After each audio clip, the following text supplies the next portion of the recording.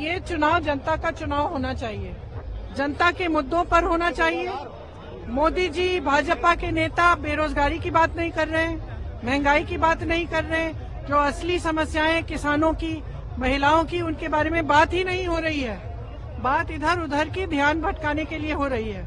इसलिए मैं जहां भी जाती हूं मैं कहती हूं, ये चुनाव आप अपने लिए लड़िए, आप इस चुनाव को अपने मुद्दों के बारे में बनाइए।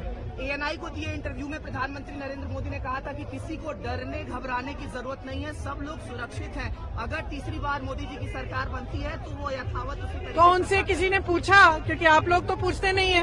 एएनआई का, हाँ, चाहे एएनआई का हो, चाहे किसी भी चैनल का हो, आप उनसे पूछते नहीं है। आपको उनसे पूछना चाहिए था कि उनके जो नेता हैं हर जगह जाके ये क्यों कह रहे हैं कि संविधान को बदलने वाले हैं। सुनिए कि आप उनसे पूछिए ना कि संविधान को बदलने वाली बात उन्हीं के नेता क्यों कर रहे हैं, ये बात उभरी कहां से और इस बात का मतलब क्या है। अगर किसी को डरना नहीं चाहिए तो इसका मतलब क्या है, क्योंकि जब संविधान बदलेंगे तो आरक्षण को क्या होगा।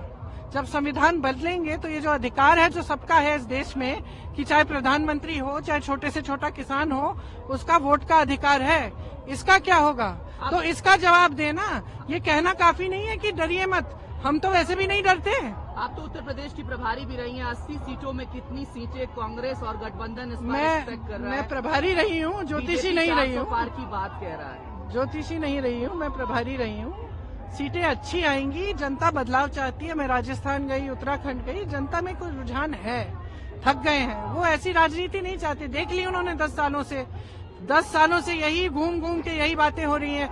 लेकिन 10 सालों में किसी आम आदमी की, किसी आम महिला की के जीवन में तरक्की नहीं आ रही है, रोजगार नहीं मिल रहे हैं, महंगाई घट नहीं रही है। अब त्योहार का समय है, रामनवमी है, आज त्योहार का समय है, किसी के पास खरीदने के लिए पैसे नहीं है। चाहे कितने भी लोग परिवार में काम कर रहे हों, पूरा ही नहीं हो रहा है। महंगाई इतनी बढ़ चुकी है, बेरोजगारी इतनी बढ़ चुकी है, हद से ज्यादा। अब इन चीजों के बारे में तो मोदी जी बात नहीं करते।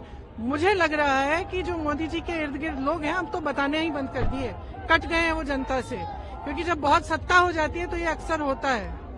कल सुप्रीम कोर्ट में इलेक्टोरल बॉन्ड पर भी सुनवाई हुई, साथ ही साथ जो वीवीपैट है उसको लेकर के सुनवाई हुई। सुप्रीम कोर्ट ने फिलहाल इस पर सुनवाई का अगला फैसला दे दिया। तो इलेक्टोरल बॉन्ड पर और आज आपने वीवीपैट पर भी सवाल खड़ा किया, ईवीएम्स पर भी आप लोग लगातार क्वेश्चन करते रहते हैं, इस बार के चुनाव को कैसे देखते हैं? देखिए, जैसे मैंने कहा, इस चुनाव को हम देखते हैं जनता के नजरिए से। जनता जागरूक बने, समझे कि उनके साथ क्या हो रहा है। कल मोदी जी ने कहा कि इलेक्टोरल बॉन्ड के जरिए ये पूरा सिस्टम पारदर्शी हो गया है। वाह! तो ये स्कीम किसने निकाली भाई? गुप्त चंदा देने की स्कीम किसने निकाली? मोदी जी ने निकाली। अब सुप्रीम कोर्ट ने कह दिया कि इस गुप्त चीज को आप पारदर्शी करो, जनता के सामने सूची लाओ।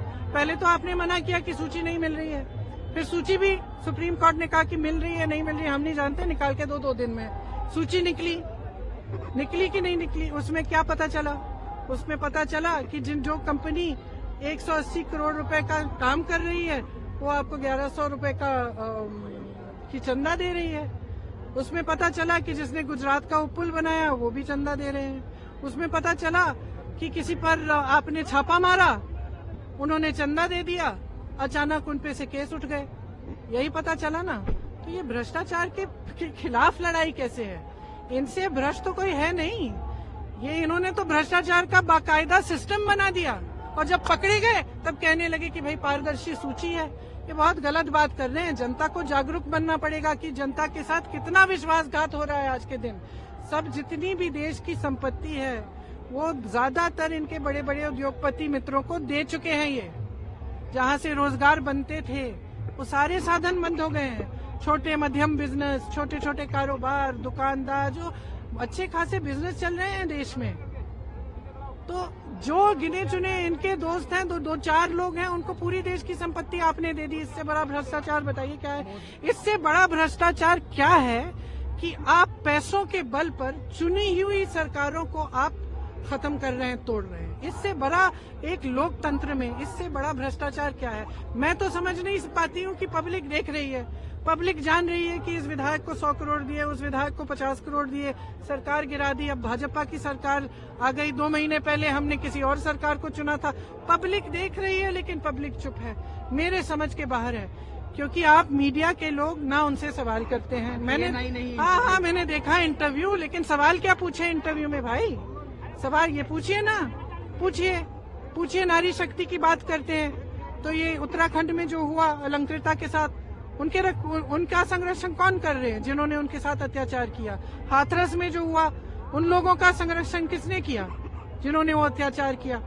उन्नाव में जो हुआ, जो उस लड़की को जलाया, उनका संरक्षण कौन कर रहे हैं? तो इन चीजों का जो आप लोग पूछिए ना, आपका काम है पूछना, आप पूछते नहीं है, हमसे सारे सवाल उठाते हैं।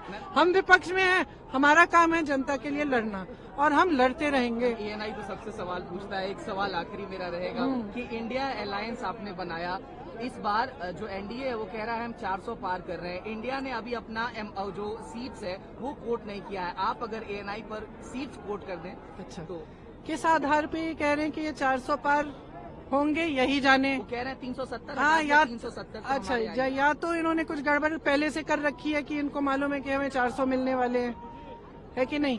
नहीं तो इस तरह ज्योतिषी की तरह कैसे कह सकते हैं कि क्या मिल रहा है? हम इतना कह सकते हैं कि अगर इस देश में आज के दिन ऐसा चुनाव हो जिसमें कोई गड़बड़ी नहीं हो, जिसमें ईवीएम में कोई गड़बड़ी नहीं है, तो मैं दावे के साथ कह सकती हूँ ये 180 से ज्यादा सीट नहीं ले सकते, उससे भी कम लेंगे। Thank you.